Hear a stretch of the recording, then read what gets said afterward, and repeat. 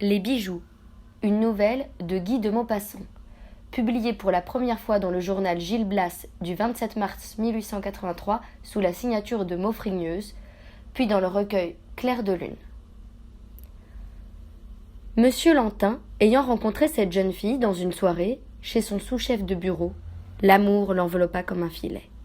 C'était la fille d'un percepteur de province, mort depuis plusieurs années. Elle était venue ensuite à Paris avec sa mère, qui fréquentait quelques familles bourgeoises de son quartier dans l'espoir de marier la jeune personne. Elles étaient pauvres et honorables, tranquilles et douces. La jeune fille semblait le type absolu de l'honnête femme à laquelle le jeune homme sage rêve de confier sa vie. Sa beauté modeste avait un charme de pudeur angélique, et l'imperceptible sourire qui ne quittait point ses lèvres semblait un reflet de son cœur. Tout le monde chantait ses louanges, tous ceux qui la connaissaient répétaient sans fin « Heureux celui qui la prendra, on ne pourrait trouver mieux ». Monsieur Lantin, alors commis principal au ministère de l'Intérieur, aux appointements annuels de 3500 francs, la demanda en mariage et l'épousa. Il fut avec elle invraisemblablement heureux.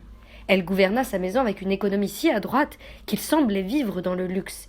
Il n'était point d'attention, de délicatesse, de chatterie qu'elle n'eut pour son mari. Et la séduction de sa personne était si grande que 6 ans après leur rencontre, il l'aimait plus encore qu'au premier jour. Il ne blâmait en elle que 2 goûts, celui du théâtre et celui des bijouteries fausses. Ses amis, elle connaissait quelques femmes de modestes fonctionnaires, lui procuraient à tout moment des loges pour les pièces en vogue, même pour les premières représentations. Et elle traînait, bon gré mal gré, son mari à ces divertissements qui le fatiguaient affreusement après sa journée de travail. Alors, il la supplia de consentir à aller au spectacle avec quelques dames de sa connaissance qui la ramèneraient ensuite. Elle fut longtemps à céder, trouvant peu convenable cette manière d'agir. Elle s'y décida enfin par complaisance, et il lui en sut un gré infini. Or, ce goût pour le théâtre fit bientôt naître en elle le besoin de se parer. Ses toilettes demeuraient toutes simples, il est vrai, de bon goût toujours, mais modestes, et sa grâce douce, sa grâce irrésistible, humble et souriante, semblait acquérir une saveur nouvelle de la simplicité de ses robes. Mais elle prit l'habitude de pendre à ses oreilles 2 gros cailloux du Rhin qui simulaient des diamants, et elle portait des colliers de perles fausses, des bracelets en similor, des peignes agrémentés de verroteries variées jouant les pierres fines. Son mari, que choquait un peu cet amour du clinquant, répétait souvent « Ma chère, quand on n'a pas le moyen de se parer des bijoux véritables, on ne se montre paré que de sa beauté et de sa grâce, voilà encore les plus rares joyaux. » Mais elle souriait doucement et répétait « Que veux-tu, j'aime ça, c'est mon vice. Je sais bien que tu as raison, mais on ne se refait pas. J'aurais adoré les bijoux, moi. » Et elle faisait rouler dans ses doigts des colliers de perles, miroiter les facettes des cristaux taillés, en répétant « Mais regarde comme c'est bien fait, on jurait du vrai. » Il souriait en déclarant « Tu as des goûts de bohémienne. » Quelquefois, le soir, quand ils demeuraient en tête-à-tête au coin du feu, elle apportait sur la table, où il prenait le thé à la boîte de maroquin où elle enfermait la pacotille, selon le mot de Monsieur Lantin, et elle se mettait à examiner ses bijoux imités avec une attention passionnée, comme si elle eût savouré quelque jouissance secrète et profonde. Et elle s'obstinait à passer un collier au cou de son mari pour rire ensuite de tout son cœur, en s'écriant « Comme tu es drôle !» Puis elle se jetait dans ses bras et l'embrassait éperdument. Comme elle avait été à l'opéra une nuit d'hiver, elle rentra toute frissonnante de froid. Le lendemain, elle toussait. 8 jours plus tard, elle mourait d'une fluxion de poitrine. Lantin faillit la suivre dans la tombe. Son désespoir fut si terrible que ses cheveux devinrent blancs en un mois. Il pleurait du matin au soir, l'âme déchirée d'une souffrance intolérable, hantée par le souvenir, par le sourire, par la voix, par tout le charme de la morte. Le temps n'apaisa point sa douleur. Souvent, pendant les heures du bureau, alors que les collègues s'en venaient causer un peu des choses du jour, on voyait soudain ses joues se gonfler, son nez se plisser, ses yeux s'emplir d'eau. Il faisait une grimace affreuse et se mettait à sangloter. Il avait gardé intacte la chambre de sa compagne, où il s'enfermait tous les jours pour penser à elle. Et tous les meubles, ses vêtements même, demeuraient à leur place, comme ils se trouvaient au dernier jour. Mais la vie se faisait dure pour lui. Ses appointements, qui entre les mains de sa femme suffisaient à tous les besoins du ménage, devenaient à présent insuffisants pour lui tout seul. Et il se demandait avec stupeur comment elle avait su s'y prendre pour lui faire boire toujours des vins excellents et manger des nourritures délicates qu'il ne pouvait plus se procurer avec ses modestes ressources. Il fit quelques dettes et courut après l'argent à la façon des gens réduits aux expédients. Un matin, enfin, comme il se trouvait sans un sou, une semaine entière avant la fin du mois, Il songea à vendre quelque chose, et tout de suite la pensée lui vint de se défaire de la pacotille de sa femme, car il avait gardé au fond du cœur une sorte de rancune contre ces trompe-l'œil qui l'irritaient autrefois. Leur vue même, chaque jour, lui gâtait un peu le souvenir de sa bien-aimée. Il chercha longtemps dans le tas de clinquants qu'elle avait laissé, car jusqu'au dernier jour de sa vie, elle en avait acheté obstinément, rapportant presque chaque soir un objet nouveau, et il se décida pour le grand collier qu'elle semblait préférer, et qui pouvait bien valoir, pensait-il, 6 ou 8 francs, car il était vraiment d'un travail très soigné pour du faux. Il le mit en sa poche et s'en alla vers son ministère en suivant les boulevards, cherchant une boutique de bijoutier qui lui inspira confiance. Il en vit une, enfin, et entra, un peu honteux d'étaler ainsi sa misère et de chercher à vendre une chose de si peu de prix. « Monsieur, dit-il au marchand, je voudrais bien savoir ce que vous estimez, ce morceau. » L'homme reçut l'objet, l'examina, le retourna, le soupesa, prit une loupe, appela son commis, lui fit tout bas des remarques, reposa le collier sur son comptoir et le regarda de loin pour mieux juger de l'effet. Monsieur Lantin, gêné par toutes ces cérémonies, ouvrait la bouche pour déclarer « Oh, je sais bien que cela n'a aucune valeur !» Quand le bijoutier prononça « Monsieur, cela vaut de 12 à 15 000 francs, mais je ne pourrais l'acheter que si vous m'en faisiez connaître exactement la provenance. » Le veuf ouvrit des yeux énormes et demeura béant, ne comprenant pas. Il balbutia enfin « Vous dites ? Vous en êtes sûr ?» L'autre se méprit sur son étonnement et d'un ton sec « Vous pouvez chercher ailleurs si on vous en donne davantage. Pour moi, cela vaut au plus 15 000.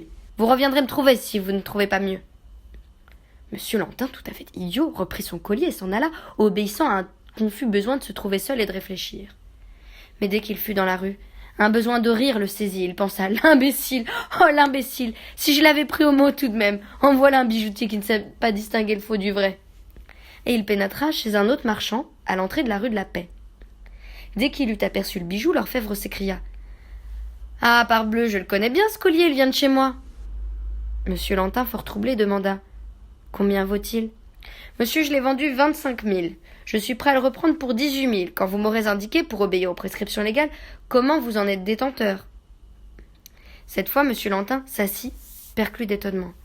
Il reprit « Mais examinez-le attentivement, monsieur, j'avais cru jusqu'ici qu'il était en faux. » Le joaillier reprit « Voulez-vous me dire votre nom, monsieur ?»« Parfaitement, je m'appelle Lantin, je suis employé au ministère de l'Intérieur, je demeure 16 rue des Martyrs. » Le marchand ouvrit ses registres, chercha et prononça « Ce collier a été envoyé en effet à l'adresse de madame Lantin, 16 rue des Martyrs, le 20 juillet 1876. » Et les deux hommes se regardèrent dans les yeux, l'employé éperdu de surprise, l'orfèvre flairant un voleur. Celui-ci reprit « Voulez-vous me laisser cet objet pendant 24 heures seulement, je vais vous en donner un reçu. » Monsieur Lantin balbutia « Mais oui, certainement. » Et il sortit en pliant le papier qu'il mit dans sa poche. Puis il traversa la rue, la remonta, s'aperçut qu'il se trompait de route, redescendit aux Tuileries, passa la Seine, reconnut encore son erreur, revint aux Champs-Élysées sans une idée nette dans la tête. Il s'efforçait de raisonner, de comprendre. Sa femme n'avait pu acheter une pareille valeur. Non, certes. Mais alors, c'était un cadeau ? Un cadeau ? Un cadeau de qui ? Pourquoi ? Il s'était arrêté et il demeurait debout au milieu de l'avenue. Le doute horrible l'effleura. Elle ? Mais alors, tous les autres bijoux étaient aussi des cadeaux. Il lui sembla que la terre remuait, qu'un arbre devant lui s'abattait. Il étendit les bras et s'écroula, privé de sentiment. Il reprit connaissance dans la boutique d'un pharmacien où les passants l'avaient porté. Ils se firent conduire chez lui, s'enferma. Jusqu'à la nuit, il pleura éperdument, mordant un mouchoir pour ne pas crier. Puis il se mit au lit, accablé de fatigue et de chagrin, et il dormit d'un pesant sommeil. Un rayon de soleil le réveilla, et il se leva lentement pour aller à son ministère. C'était dur de travailler après de pareilles secousses. Il réfléchit alors qu'il pouvait s'excuser auprès de son chef, et lui écrivit. Puis il songea qu'il fallait retourner chez le bijoutier, et une honte l'empourpra. Il demeura longtemps à réfléchir. Il ne pouvait pourtant pas laisser le collier chez cet homme. Il s'habilla et sortit. Il faisait beau. Le ciel bleu s'étendait sur la ville qui semblait sourire. Des flâneurs allaient devant eux, les mains dans leurs poches. Lantin se dit en les regardant passer « Comme on est heureux quand on a de la fortune. Avec de l'argent, on peut secouer jusqu'au chagrin, on va où l'on veut, on voyage, on se distrait. Ah, si j'étais riche !» Il s'aperçut qu'il avait faim, n'ayant pas mangé depuis l'avant-veille. Mais sa poche était vide, et il se ressouvint du collier. 18 000 francs. 18 000 francs. C'était une somme, cela. Il gagna la rue de la Paix et commença à se promener de long en large sur le trottoir, en face de la boutique. 18 000 francs. 20 fois il faillit entrer. Mais la honte l'arrêtait toujours. Et il avait faim pourtant, grand faim, et pas un sou. Il se décida brusquement, traversa la rue en courant pour ne pas se laisser le temps de réfléchir, et il se précipita chez l'orfèvre. Dès qu'il l'aperçut, le marchand s'empressa, offrit un siège avec une politesse souriante. Les commis eux-mêmes arrivèrent, qui regardaient de côté Lantin avec des gaietés dans les yeux et sur les lèvres. Le bijoutier déclara « Je me suis renseigné, monsieur, et si vous êtes toujours dans les mêmes dispositions, je suis prêt à vous payer la somme que je vous ai proposée. » L'employé balbutia « Mais certainement. » L'orfèvre tira d'un tiroir 18 grands billets, les compta, les tendit à Lantin, qui signa un petit reçu, et mit d'une main frémissante l'argent dans sa poche.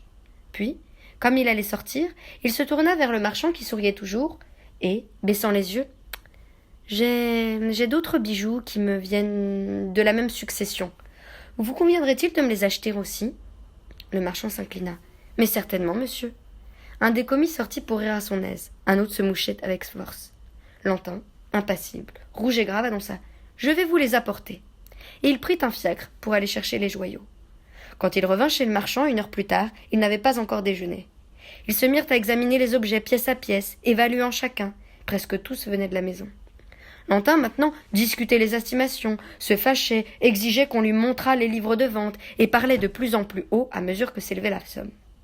Les gros brillants d'oreilles valaient 20 000 francs, les bracelets 35 000, les broches, bagues et médaillons 16 000, une parure d'émeraude et de saphir 14 000, un solitaire suspendu à une chaîne d'or formant collier 40 000, le tout atteignant le chiffre de 196 000 francs.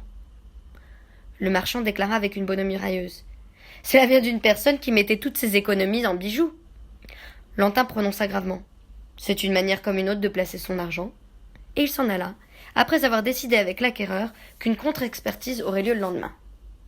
Quand il se trouva dans la rue, il regarda la colonne Vendôme avec l'envie d'y grimper comme si c'eût été un mât de cocagne.